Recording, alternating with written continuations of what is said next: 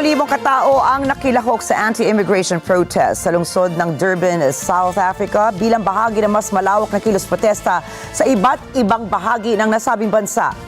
Dahil dito, pansamantalang nagsara ang ilang negosyo habang maraming migrante ang hindi pumasok sa trabaho dahil sa pangambang mauwi sa karahasan ng mga protesta.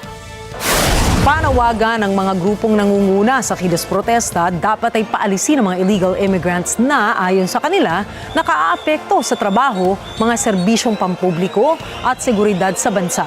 Nakadeploy na rin ang maraming pulis sa mga kalsada upang siguruhing ligtas at mapayapa ang kilos protesta.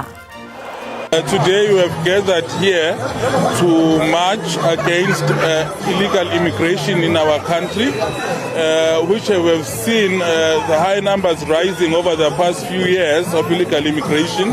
But it's not only the illegal immigration that we're marching for, but it's also the crimes committed by illegal immigrants in our country, as well as the strain on infrastructure in our country, as well as government healthcare systems. We want government to treat illegal immigration in South Africa as an invasion of the country, and we want government to start massive deportation of illegal immigrants.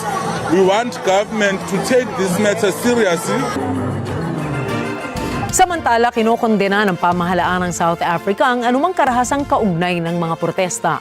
Nanawagan din ng gobyerno ng mapayapang pagkilos at sinabing nirerespeto nila ang saloobin ng mga relihista.